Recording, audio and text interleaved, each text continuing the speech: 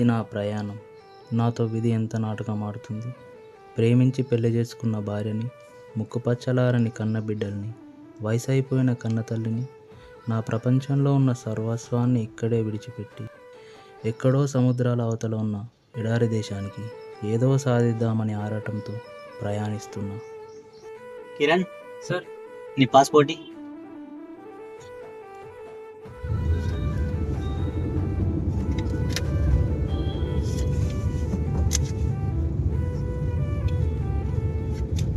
కిరణ్ ఏమన్నా తిన్నావా లేదా? లేదు సార్, నిన్నటి నుంచి వెళ్ళి ఏం తినలేదు. ఫ్లైట్లో అందరికి అన్నం పెట్టారు, నాకు నీళ్ళే ఇచ్చారు. శశి, అప్పుడు బిర్యానీ తీసుకున్నాం కదా, ఆ పార్సల్ కిరణ్కి రూమ్కి వెళ్ళాం కదా మనం. సరేనా? సరే నీ రూమ్లోనే ఉంచుకో. సరే.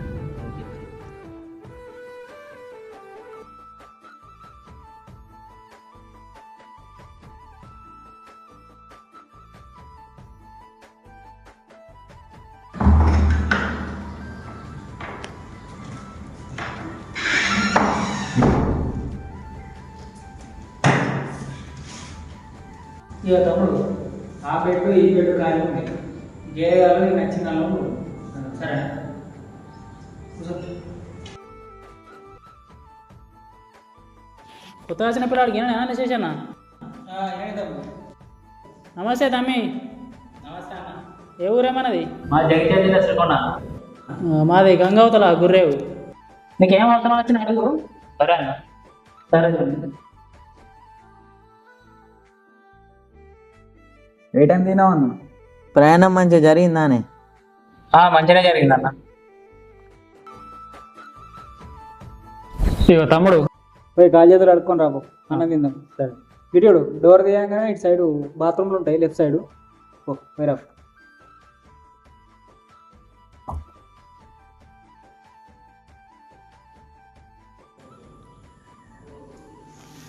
అన్న. శశన్న, నీ బెడ్ కింద బ్యాగ్ తీయే. అలా నేను ఇంటికంచెలు తెచ్చిన కారు ఉంది, తీయరి బుక్కుదాం.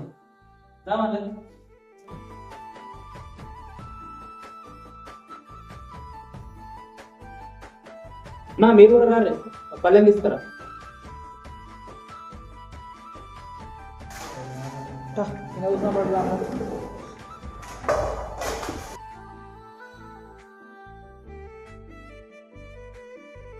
చవరం అవుట్ కూడా అనుకోను. కిరణ్ పొద్దుగాల ఫోర్మెన్ ఆఫీస్కి రమ్మన్నాడు, లేచి రెడీ ఉండు, ఇద్దరం కలిసిపోదాం. నీకు డ్యూటీ రేస్ 200-300 అడ్వాన్స్ ఇద్దరాట, సరేనా? దేశం వచ్చి 2 రోజులు అయితే లేదు. భార్య పిల్లలు యాది కత్తూరు. వాళ్ళని విడిచిపెట్టి ఒక్కరోజు కూడా ఉండలేదు. ఇప్పుడు ఎన్నేళ్ళు ఉండాలనో వాళ్ళని విడిచిపెట్టి. ఇయో కిరణ్, నువ్వు ఈరోజే కొత్తగా వచ్చిన కాబట్టి పని గురించి 2 రోజులు మీ సీనియర్ల దగ్గర చూసి నేర్చుకో. తర్వాత ఇక సార్ సేఫ్టీ గురించి చెప్తాడు. Sir safety supervisor. Sir explain చేస్తాడు మొత్తం. సార్ చెప్పినట్టు ఫాలో అయ్యి పని చేసుకోవాలి. నేనేం చెప్పినా సార్ ఏం చెప్పినా కంపల్సరీ వినాలి. ఓకేనా? సార్ చెప్పు. ప్రతి వర్క్ మీద నీకు హెల్మెట్ కంపల్సరీ ఇంపార్టెంట్. ఓకేనా? Duty 6 to 6. ఓకే? ఫ్రైడే ఛూటీ. పని చేసుకోపో. పైన పని వాళ్ళు ఉన్నారు, వాళ్ళతోటి ఆడి.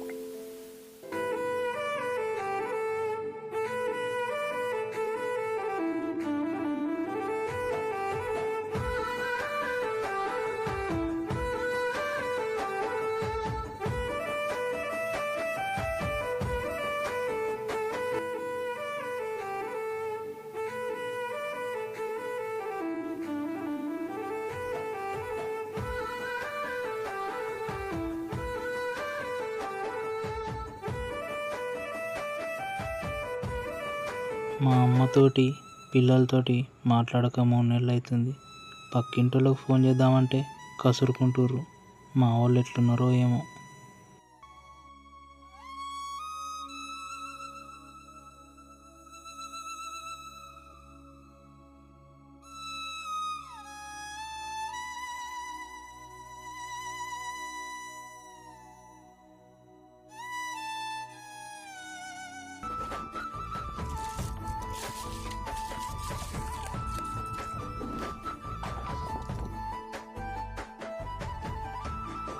కిరణ్ ఏమోనే ఇంకా రాలే మరి.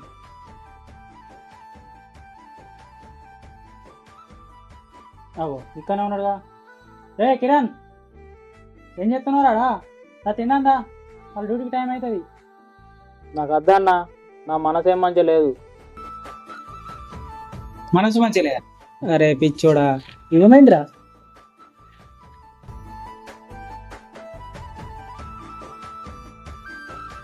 ఏమైందిరా, ఎందుకు బాధపడుతున్నావా? ఇట్లా తినకుండా కూర్చుంటే బాధ లేదా చెప్పు? బాధ లేని వాళ్ళు రా, ఇట్లా బాధపడరా రా. వచ్చిన రోజు చెప్పినా గారా నీకు ఏం బాధలున్నా మాకు చెప్పుకోమని.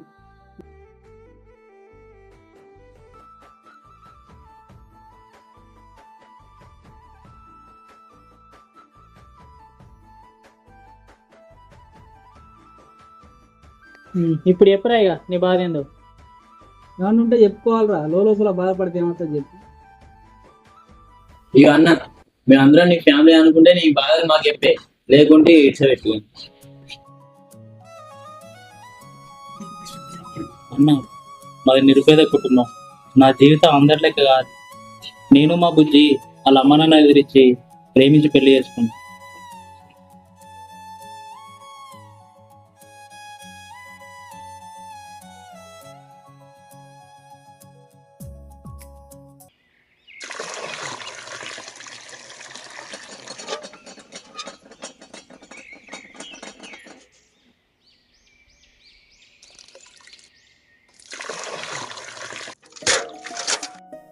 కిరణ్ నా కాలేజ్లో నా క్లాస్మేట్ అమ్మా. ఈయన నేను ప్రేమించుకున్నాను. వాళ్ళు చాలా పేదోళ్ళు, వాళ్ళకి ఏం లేదని తెలిస్తే మీరు మా పెళ్ళికి ఒప్పుకోరని చెప్పి మేము గుళ్ళో పోయి పెళ్లి చేసుకొని వచ్చినామమ్మా.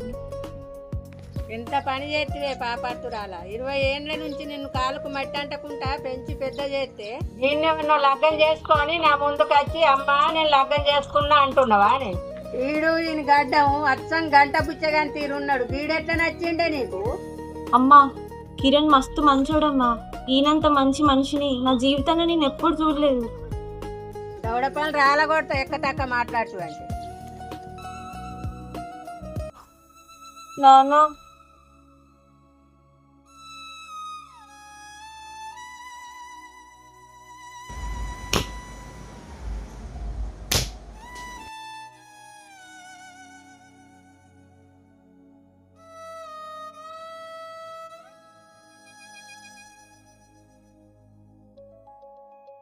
అసలు ఇందేం కులమే, మన కులమేనా?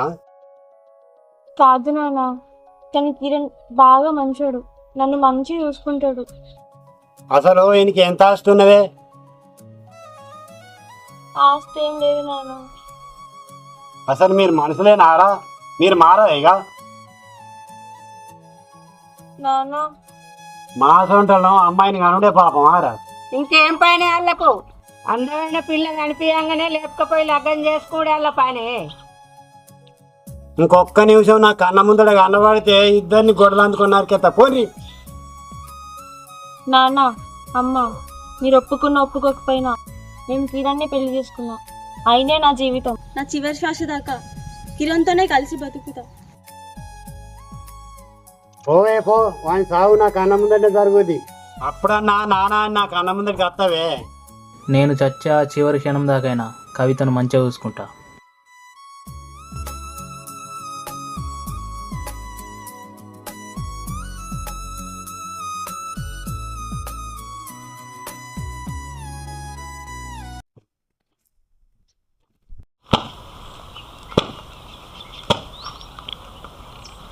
అయ్యో అయ్యో, నీ పాపం పాడుగా నీదే పాపం రా. ఆ పొల్లెవలు ఆ మెడల దండలేంటిరా? అమ్మా, ఈమె నేను కాలేజీలో ప్రేమించి పెళ్లి చేసుకున్నాను. నీకు చెప్పకుండా పెళ్లి చేసుకున్నందుకు క్షమించమ్మా. చిన్నప్పుడే తల్లిని ఓడగొట్టుకున్నావు. కటిక పేదరికాల సాల్సాలం గంజిలతో బతికినావు. ఈ ప్రేమలు ఈ పెళ్లిలు మనకెందుకురా? పెద్ద పెద్దలతోని లొల్లుడు మనతో కాదురా అయ్యా. మన పేదరికం చూసి, మన అప్పులు చూసి మన ఇంట్లో 2 వద్దులు ఉండదురా పిల్ల. నిన్ను నడవంతరం నిడిచిపెట్టిపోతుందిరా. నా ప్రాణం ఉన్నన్ని రోజులు నాకు ఎట్లాంటి కష్టం వచ్చినా, ఎట్లాంటి బాధ వచ్చినా ఎప్పటికీ నాకు కిరణ్ ఇడిచిపెట్టి పోనొద్దమ్మా.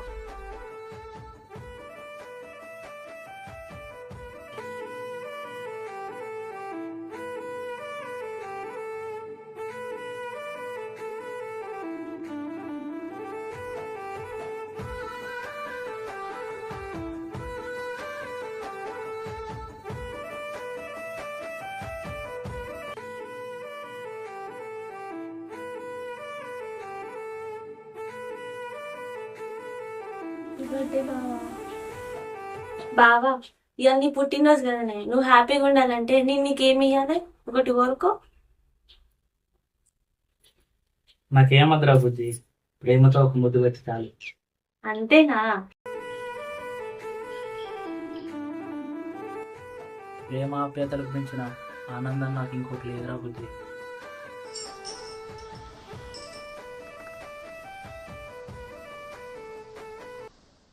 అరే నువ్వేం బాధపడకురా, ఇంత మంచి లవ్ స్టోరీ చెప్పినావు నీది.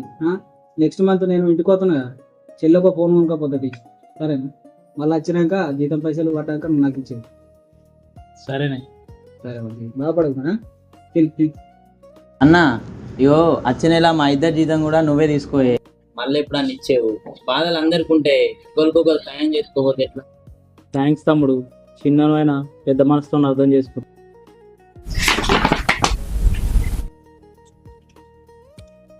అమ్మా ఇవాళ డేట్ ఎంతనే? ఇయ్యాలన్నారా? ఆగస్టు 8. ఎందుకురా? ఆగస్టు 8 అనే, రేపు నాన్న బర్త్డే గానే. అమ్మ రేపు కేక్ కట్ చేద్దామా అని. అరే మన దగ్గర కేక్ తెచ్చడానికి కూడా పైసలు లేవురా. అమ్మ అప్పుడు 1 రూపాయి ఎప్పుడు 1 రూపాయి ఇచ్చిన 5 వేల పెట్టెలు వేసుకున్నామని ఆ పెట్టెతో కేక్ తెచ్చుకున్నాం.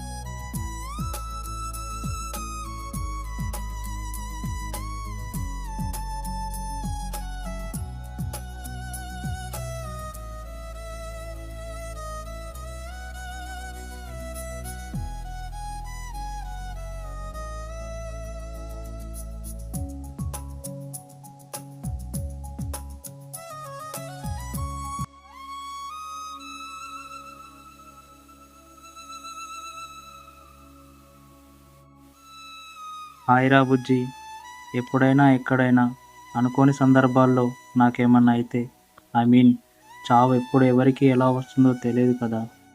అందుకే అనుకోకుండా నాకేమన్నా అయితే మీరు పిల్లలు ఒంటరి కావద్దు. అప్పుడు మీరు ఎట్లా బతుకుతున్నారు అని నేను మిమ్మల్ని చూడకపోయినా, నేను మీకోసం చేసిన ఈ బీమా నేను పోయాక మిమ్మల్ని చూస్తుంది. అందుకే 1 కోటి రూపాయలు టర్మ్ పాలసీ చేసిన. ఒకవేళ నేను లేకుంటే, నేను పోయాక 3 నెలల్లోపు ఈ డైరీ చదివి పాలసీ పైసల కోసం అప్లై చేయండి. పిల్లలను, మా అమ్మను ఆనందంగా చూసుకో బుజ్జి.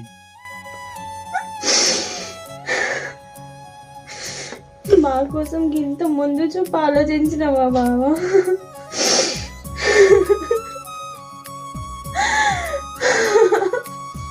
ఎవరి జీవితం ఎప్పుడు ఎలా మలుపు తిరుగుతుందో తెలియదు. ఈమె జీవితం ఇప్పుడు ఎలా మలుపు తిరగబోతుందో 4వ ఎపిసోడ్లో చూడండి.